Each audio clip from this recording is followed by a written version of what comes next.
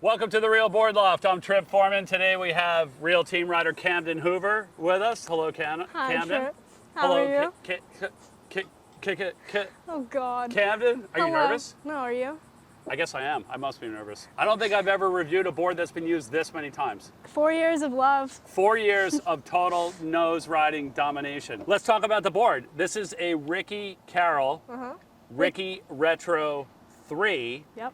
which, if I remember, because I barely can remember 4 years ago, a lot's happened. A lot has happened. In 4 years. Yeah. 4 years ago, you came to us and you had, I think, a Ricky Carroll, I did. right? Justin Quintal model. Yep, a Ricky Carroll Justin Quintal model before Black Rose even existed. Right. And it was a big square tail and about the same overall dimensions, but wider tail and flatter rocker. You liked that board. There was some things that you wanted to change on it. Couldn't turn it. Couldn't turn it. And then through the input with Ricky, this board actually ended up being a model, right? The Ricky Retro 3. The Ricky Retro 3. So Ricky Carroll has a bunch of his own designs. The HP LB, the high performance longboard, Ricky Retro 2, which is a square-tailed longboard, and the Ricky Retro 3, which is a round pin longboard. And the Retro, I think, is a little bit, it's accurate, and I also think a little bit misleading in that these boards are actually really foiled out. They've got a lot of area to them, Right. but the rails on both the Retro 2 and the Retro 3 are really like thinned out. Like they don't have like a lot of meat and a lot of chunk to them on the rail. No. They got the planing surface, but they're really pinched out on the rails. Scooter Holiday, like one of our legendary local shapers here in the Outer Banks, also like ding repair master, who helps us out like with all of our scratch and dents at the shop. Scooter has seen a lot of boards. Oh, yeah. And he said, in order to make a round pin like this and also 50-50 it, you've got so much curve going this way and also this way and this way that it's super hard to pull off clean. And he said, like, of this board, that this is the nicest longboard tail that he has ever seen. So that's like trophy status on a shelf. Right. So super cool. Scooter sees a ton of boards and makes some incredible boards himself. So to see, to hear that, I thought was super cool as well. Right. So, but in our waves here, like I've always found like thinner rails on longboards to be helpful. The perfect. input that you gave Ricky, if I can remember it, like you couldn't turn that bigger, wider tail board. And if I remember correctly, you're also like looking to increase the nose riding capability of it. I mean, it was a great board and I loved it, but every time I would stand up and try to turn, it would get stuck, and I would try my fin placement and everything, and nothing worked. Right? And it was just too wide and too big of a board. Okay. And then when I nose rode, it was fine and great and everything was good, but I kept going down. I was like, I need something with a little more rocker that's easier to turn. Right? And we made this. And then there was also some talk about, you were thinking about a pintail. I was thinking about a pintail, but I didn't know how to do it. I've never ridden a pintail. And then we put a pintail on here, and every single board I've had has had either a pintail or a round tail. Since that point. Since So this point. let's look at the dimensions of this board, and let's start out by first, Camden, what are your dimensions? Like, what's your height and your weight? I am 5'2" and 115 pounds. And this board is a 9.0, 22.5 wide, 2 3/4.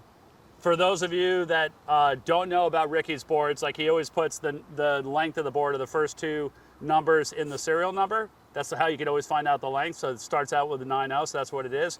22.5, 2 3/4. So 2 3/4, you're normally looking at a rail like that thick. You put your hand around this thing, it's like way less than 2 3/4 on the rail. It's really, really pinched out. The Retro 3, thin rails, thin tail, and really, and soft 50-50 rails all the way through the tail, actually all the way through the very, very back of the board.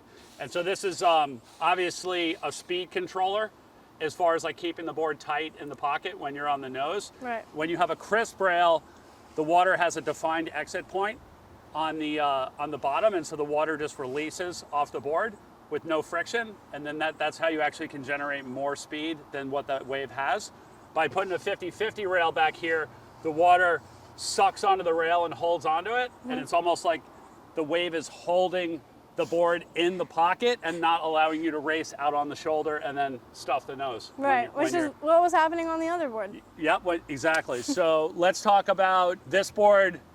Comes two different ways. It comes single fin, and also some people are putting side bites on it. What was, when you were talking with Ricky, like what was the talk of the side bite? The side bites was, there's a contest called ESA Easterns, and I swear every time they hold it, it's mid-September and it's at least 8 foot. And my thought process was on just a regular single fin, it was not going to hold in those waves. So if we added the 2+1, I would have a little more stability and still be able to nose ride and turn easily with the pintail and single fin. And how did it work? Perfectly. I won. There you go. That's the proof in the proof in the pudding. And right now you're riding it as a single fin. Mm-hmm. And this is a Greeno, a True Ames Greeno 4A 9 3/4. How's that working as a single fin? I love it. Yeah. It's the perfect mix between everything I need, where I can nose ride and turn, and I don't get stuck, where I feel like if you put too big of a longboard fin in a single fin box, you just get stuck and you can't turn it anymore. This is your fin. It is, yeah. It's well used. It is. I love this fin. It's aged. When you gave it to me, I slept with it next to my pillow for like 2 days because I just loved it so much. Awesome. So let's talk a little bit about the history of this board and how much it's been used. Because that's, I think, with Ricky's boards, like Ricky is a master shaper, as far as like a craftsman, like a hand shaper, as far as like progression, like progressing designs and like listening to input. But let's talk about the construction and like the durability and the longevity of this board to give our viewers kind of depth into like how much this board has been used. Like Camden is constantly at contests, surfing heats, 12-hour days, practicing in between contests, traveling to contests, like flying with boards, driving around with boards, everything. And to give you like a barometer, like kind of like a temperature reading on like how much this board's been used, this board started out pink and purple in its original existence. So take a look at both sides, and that's how much it's been ridden, and that's just like right from the UV on the beach. So, and I would keep it in bags, but this, just from all the surf sessions and everything, it faded over time. Yeah, and so that's 4 years of like non-stop use.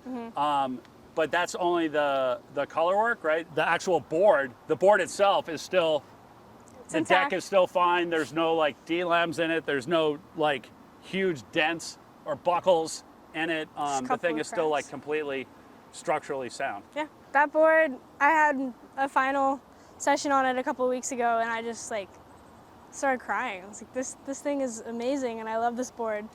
And it has helped me improve my longboarding and been to some very special contests, and I love this board. Awesome, awesome. And for those of you out there like that are teching out on like color work, like this was, I mean, you can go with like tints on these boards that'll last a little bit longer, right? Like solid tints or opaques or stuff like that. But just like, I think it's cool actually how faded out it is, because it's actually showed like how much you've used it. Right. A lot of people will get a board and not use it as much, or like use it once in a while and put it away, and it doesn't get really used to its potential. This thing, I mean, literally has been surfed as much as a surfboard can be surfed over the course of 4 years, and structurally it's still like ripping. So Camden Hoover, Ricky Carroll, Ricky Retro 3. If you have any questions on the Ricky Retro 3 or any other Ricky Carroll surfboards, you can always reach us at the shop, 252-987-6000, or look us up online, realwatersports.com/surfing. Thanks for tuning in.